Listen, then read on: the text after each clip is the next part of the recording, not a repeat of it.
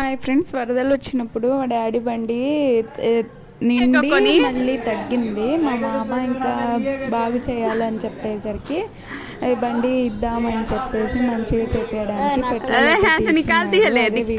తీసున్నాను నేను. దానికి అది పెట్టాను. పెట్రోల్ వాటర్ చూసారా ఎలా అయ్యిందో. కింద ఉన్నది మొత్తము వాటర్, పైన ఉన్నది పెట్రోల్. పార్ట్స్ విడివిడిగా తీసేశారు. బండి అక్కడ షోరూంలో ఇచ్చినప్పుడు తీసున్నారు ఫొటోస్ అనేవి, అవి కూడా పెట్టాను.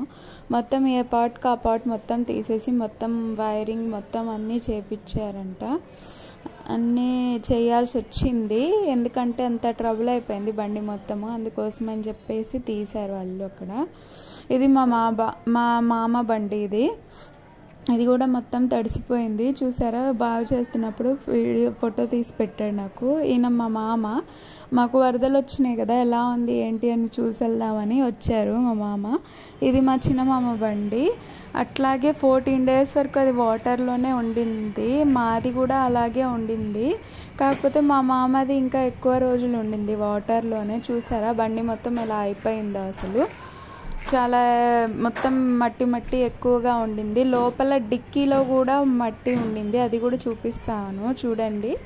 డిక్కీలో కూడా ఉండింది మట్టిగా అసలు గలీజ్గా. చూసారా కాళ్ళు పెట్టుకునే చోట అది సీట్ చూసారు కదా ఎంత గలీజ్గా ఉందో. డిక్కీ లోపల చూడండి మరీ గలీజ్గా ఉంది మొత్తము.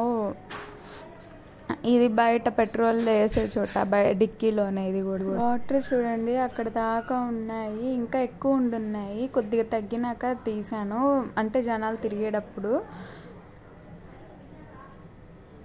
అదిగోండి ఫ్రెండ్స్, జనాల నుంచి ఉంటే చూసారా ఎంత ఇదిగా ఉందో. Thank you.